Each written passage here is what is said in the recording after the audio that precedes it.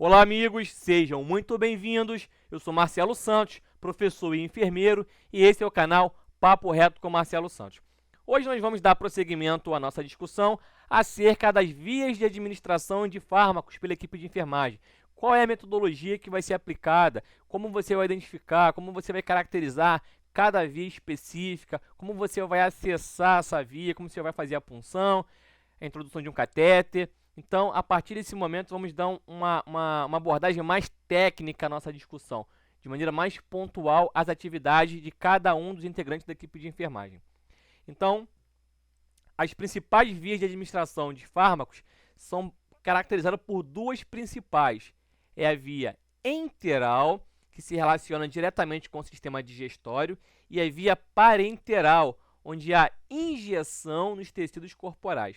Então, se o fármaco ele é oferecido ao nosso cliente através da via oral, sublingual, é enteral, porque ela passa pelo sistema digestório. Se ela for infundida, injetada, ela é parenteral. É importante ter o conhecimento e conseguir discernir, diferenciar esses dois itens básicos. Então, essas duas vias se subdividem em outras vias. Por exemplo, a enteral pode ser a oral ou a sublingual. A parenteral pode ser intradérmica, intramuscular, subcutânea, endovenosa, intratecal, etc. Então, elas se subdividem em subgrupos, mas as duas principais são enteral e parenteral, que fique bem fixo na cabeça de vocês. Principais vias de administração, enteral e parenteral. Então, vamos falar sobre a via enteral. Compreende a via de administração de fármacos onde há a passagem pelo sistema digestório. Então, toda vez que passa pelo sistema digestório, cavidade oral, esôfago, estômago, intestinos, você tem uma via enteral. Nesta via, a medicação sofre efeito de primeira passagem, informação muito importante. Ou seja, ela é exposta a enzimas digestivas no estômago e sofre metabolização primária pelas enzimas hepáticas. A metabolização primária no fígado. Então, quando você administra uma medicação por via enteral, você já tem a noção que você vai ter perda de percentual ativo daquela substância. Nesta via, há apenas de 60% a 70% de biodisponibilidade, ou seja, perde-se grande parte do potencial ativo da droga na presença do suco gástrico ou da ação das enzimas hepáticas. Então, apenas de 60% a 70% do efeito, do princípio ativo da droga vai ficar biodisponível no plasma sanguíneo. O restante vai ser metabolizado e inativado por essas substâncias enzimáticas. Então, já entenda que se o indivíduo precisar de uma droga que faça um efeito sistêmico rápido e tem uma biodisponibilidade na sua totalidade de 100%, a via oral não é a indicada, em virtude do efeito de primeira passagem. Falaremos mais à frente. Então vamos entender um pouquinho como funciona todo esse mecanismo. Então vamos fazer agora uma revisão anatômica sobre esse tema. O sistema digestório. Então você vai ter lá a cavidade oral, você vai ter lá a arcada dentária, superior e inferior, você vai ter a língua, as glândulas sublinguais, as salivares, que vão lançar a saliva, onde vai ter lisozima, onde já vai iniciar já uma ação enzimática sobre aquela substância química, sobre aquela droga, aquele fármaco. Uma vez ingerido, o fármaco ele desce pelo esôfago e vem para o estômago. No estômago ele vai sofrer a ação enzimática do suco gástrico, onde vai torná-lo, o que vai ser uma macromolécula, se torna em micromoléculas, para que no segundo momento, no intestino delgado, ele seja absorvido. Vai ser absorvido no intestino delgado e vai passar para a circulação porta-hepática. Na circulação porta-hepática, essa substância química, esse fármaco, ele vai ser apresentado às enzimas hepáticas, onde vai existir a quebra de várias moléculas. E nesse momento você vai ter perda considerável do princípio ativo da droga. Então, é nesse processo que nós caracterizamos o efeito de primeira passagem. É que a droga ela sofre ação enzimática no estômago, e no fígado através das enzimas hepáticas. Aí você perde de 30% a 40% do princípio ativo daquela substância. Então, o que vai ficar biodisponível é um percentual que gira entre 60% a 70%. Então, a circulação porta-hepática, você vai ter lá o intestino delgado e você vai ter a ramificação, onde vai acontecer a absorção dos nutrientes no intestino delgado, que é extremamente vascularizado e tem as microvilosidades. Então, essa medicação, essa droga, ela vai ser absorvida pelo intestino delgado e vai cair nas veias do jejum, do ilho, nas veias hepáticas, mesentérica superior, veia colon ascendente. Então, vai cair, vai ser conduzida ao fígado, onde vai ser apresentadas enzimas hepáticas para que faça a quebra das moléculas e outras situações específicas que não cabe tratar nesse momento, e vá antes de cair na corrente sanguínea e ficar biodisponível no plasma sanguíneo. Então, nesse processo, você tem a perda de 40% a 30%. Este é o efeito de primeira passagem. Esta é a circulação porta-hepática. Então, vamos agora falar sobre a primeira via enteral, via oral. A via oral é a via de administração de fármacos mais fácil e segura. Então, a via oral ela é a mais fácil de se acessar e a mais segura. Os fármacos orais possuem ação mais lenta e efeito prolongado, em comparação aos parenterais.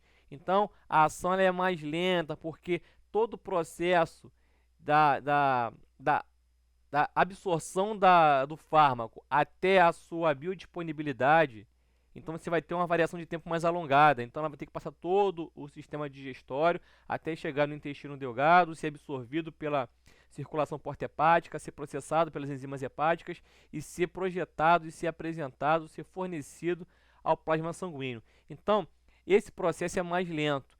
Todavia, o efeito é mais prolongado em relação aos fármacos parenterais. A apresentação desses fármacos pode ser comprimidos, dragas, cápsulas, suspensão, xarope ou infusão. Aqui para vocês aqui são os exemplos aqui, as imagens. Principais vantagens: é a via mais econômica, você favorece ao seu cliente a automedicação, fácil administração, ela é indolor, possibilidade de remover a substância através de uma cateterização nasogástrica com a sonda de Levine, fazia lá uma lavagem gástrica, e os efeitos locais e sistêmicos. Então são as vantagens, podem fazer um efeito local ou sistêmico. Desvantagens: sabor desagradável, sofre ação do suco digestivo, interação com os alimentos. Então há algumas substâncias que você não pode fazer uso concomitante com a alimentação, porque o processo digestório vai ficar mais alongado, esse delta-T vai ficar mais largo, e você vai deixar aquela substância mais tempo na presença do suco gástrico, o que vai fazer com que um percentual bem mais elevado seja inativado. Sofre ação de primeira passagem, como já foi explicado. Paciente com quadro de êmese, de vômito, pode regurgitar aquela substância, e há riscos em pacientes inconscientes de broncoaspiração. Então você não vai fazer a medicação via oral no paciente inconsciente, porque a probabilidade de broncoaspiração ela é bem elevada, ela é bem presente. Via sublingual. A região sublingual é ricamente vascularizada, favorecendo a difusão do fármaco para a corrente sanguínea. Então, na região sublingual, há a presença de muitos capilares sanguíneos, de vasos sanguíneos. Então, esse fármaco ele vai se dissolver na presença da saliva e vai ser absorvido, vai ser difundido para a corrente sanguínea por esse processo. Então, a apresentação dos fármacos que são utilizados de via sublingual: comprimidos e conteúdo liofilizado, desidratado. Vantagens: rapidez do efeito terapêutico e facilidade na administração. Desvantagens: pode causar irritação da mucosa sublingual, em pacientes inconscientes não é indicado, e dificuldade em pacientes pediátricos. Via parenteral refere-se a todas as vias de administração de fármacos em que haja a injeção de uma substância química, de um fármaco nos tecidos corporais. intradérmica, subcutâneo, intramuscular, endovenoso, intratecal, intraarterial. A administração por via parenteral é usada para drogas que são pouco absorvidas pelo sistema digestório e para assegurar 100% de biodisponibilidade. Esses fármacos não sofrem ação de primeira passagem, não sofrem o efeito de primeira passagem, porque eles não são apresentados às enzimas hepáticas, nem mesmo às enzimas digestivas. E isso favorece um efeito, uma conexão com os receptores específicos mais aumentada, mais facilitada. Então vamos falar sobre as principais vias parenterais. Então é importante essa informação. Você tem a via intradérmica, que tem como sigla o ID, subcutânea, SC, intramuscular, IM, intravenosa, IV. Essas 4 são as principais vias parenterais. E tem outras vias também conhecidas, que é a epidural, que é o espaço peridural, intratecal, que é o espaço subaracnoide, intraóssea, que é na medula óssea, intraperitoneal, que é na cavidade peritoneal, intrapleural, no espaço pleural, intraarterial, nas artérias. Então essas são as principais vias de administração de fármacos na via parenteral.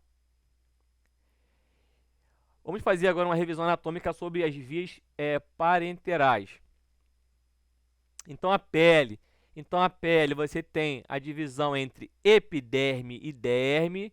Então você tem a camada mais externa, epi, está acima, epiderme, e a derme, onde você tem folículos pilosos, alguns capilares sanguíneos, glândulas sebáceas, enfim. Então essa é a pele. Então lembrando, subcutâneo não é pele. Subcutâneo é tecido subcutâneo. Pele é epiderme e derme. Então, aqui outra imagem. Então, você tem aqui na epiderme poros, pelos, camadas queratinizadas e terminação nervosa. Na derme, glândulas sudoríparas e sebáceas, músculo eretor do pelo, folículo piloso. Percebe-se aqui também alguns capilares sanguíneos. Na hipoderme, que aí já é o tecido subcutâneo, veias, artérias e tecido adiposo. Então, a rede venosa, é importante que o profissional tenha conhecimento da anatomia e fisiologia humana, para que ele consiga acessar esses vasos de forma adequada, de forma eficaz e técnica. Então, você tem mais medial a veia basílica, mais lateral a cefálica, aí tem a intermédia do cotovelo, aí você vai ter a cefálica acessória, a basílica acessória, a rede metacarpiana. Então você vai atingir, você vai alcançar o vaso sanguíneo de acordo com a característica do fármaco. Tem que analisar se o fármaco tem risco de ser uma medicação vesicante, irritante.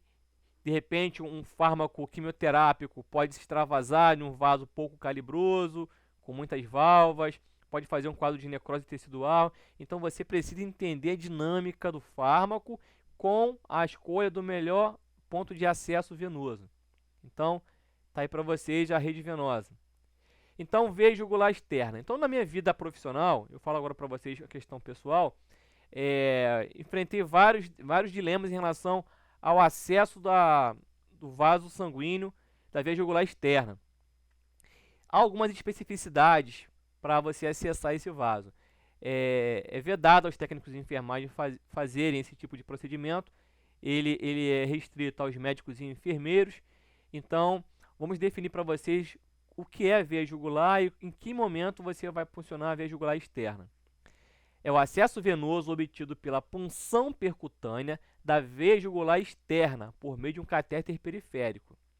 A veia jugular é uma via de acesso endovenoso utilizado para a administração de doses mais volumosas e rápidas de medicamentos, líquidos ou sangue, geralmente utilizado em situações de urgência e emergência, cuidados intensivos e cirúrgicos, e nos casos de fragilidade de acesso em vasos dos membros superiores e inferiores.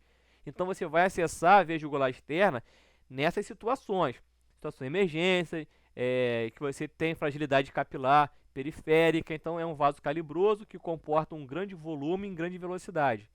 Então, quem funciona? profissional médico, profissional enfermeiro. V jugular externa, enfermeiro. Interna é só o médico, perfeito? Não vamos confundir. A competência técnica e legal para o enfermeiro realizar a punção de veia jugular externa encontra-se amparada pelo Decreto 94.406 de 87, regulamentador da Lei nº 7498, Lei do Exercício Profissional, em seu artigo 8º, inciso 1, alíneas C, G, H e inciso 2, alíneas B, E e H e I. Dispõe ainda a referida lei no artigo 11, inciso 1, alínea M, ser competência privativa do enfermeiro cuidados de maior complexidade técnica e que exijam conhecimentos de base científica e capacidade de tomar decisões imediatas. É lei. Você profissional enfermeiro, está amparado por lei a fazer o acesso à veia jugular externa. Então, se algum dado momento existir algum tipo de impedimento, você apresente a informação que a lei te garante esse acesso. Mas para que você exerça essa atividade, você precisa ter conhecimento técnico sobre o processo. Tem que ter expertise na punção venosa de jugular externa. Perfeito? Rede venosa, então, membros superiores, tem uma especificidade em relação aos membros inferiores. Indivíduos de até 2 anos de idade, você pode acesso na rede venosa dos membros inferiores, sem risco de ter um problema específico que falaremos mais adiante. Em adultos, só em situações de muita emergência que você funciona um vaso em membro inferior, porque há risco elevado de trombose venosa profunda. Então, há um risco muito grande de você fazer uma trombose, fazer edema nesse indivíduo. Esse trombo pode se desprender e pode vir incluir uma artéria pulmonar, seu carotídeo, enfim. Então, você precisa ter esse conhecimento. Indivíduos até 2 anos, você funciona membros inferiores. A partir de 2 anos, não é que seja contraindicado, mas não é recomendado. Perfeito? Só em situações de muita emergência, onde você funciona de maneira pontual e já busca um acesso a membros superiores, o jugular externo ou mesmo um profundo pelo profissional médico. Mas você não mantém um acesso em membros inferiores. Então, vamos parar por aqui. Na aula seguinte, vamos falar sobre os materiais empregados na obtenção da via de administração parenteral. Perfeito? Um forte abraço a todos vocês. Não se esqueçam, curtam o vídeo, se inscrevam no canal e compartilhem os vídeos nas redes sociais. Um forte abraço e não se esqueça de deixar suas impressões aqui nos comentários do vídeo. Um forte abraço e até a próxima.